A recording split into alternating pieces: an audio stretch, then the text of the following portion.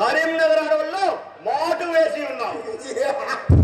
ఉగ్రవాదులు భూపతి భూస్వామిని హత్య చేసి వాళ్ళకి కోటాన కోట్ల నగలు వజ్రాలు దోచుకున్నారు.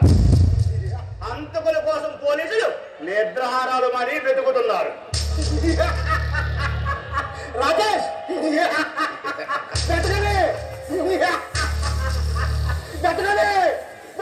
అక్కడే వెతకలే.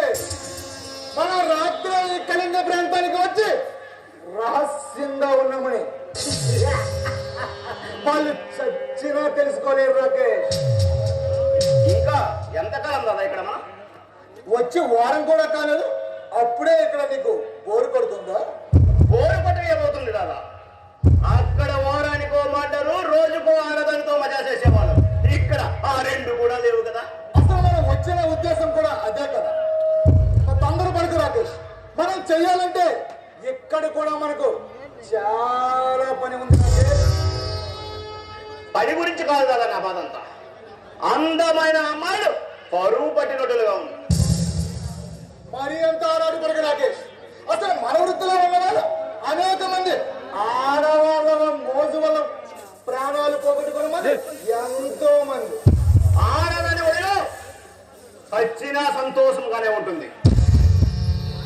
నేను మందు లేకుండా ఒక్క రోజు ఉండగలను, కానీ ఆడదని పొందు లేకుండా ఒక్క నిమిషం ఉండలేని తెలియదు రాదా?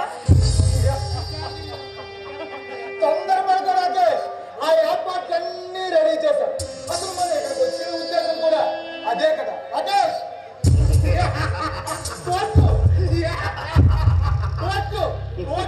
ఆస్వాదించే మరో ప్లాన్ కూడా రెడీ చేశాం. జిమ్మే జిమ్మే జిమ్మే రావే నా వలపులం మిఠారి. జిమ్మే రావే నా వలపులం మిఠారి. ఆహా, ఎక్కడ దొరికింది దాదా ఈ కంచె కోడి? దీని నడుము చూస్తుంటే ఇలియానా, దీని ఎత్తు చూస్తుంటే వలప కొల్లు నయనతార, దీని నవ్వు చూస్తుంటే త్రిషా గుర్తుకొస్తుంది. ఇక నేను ఆగలేను కదా, రావే నా రంగుల రంగేలి.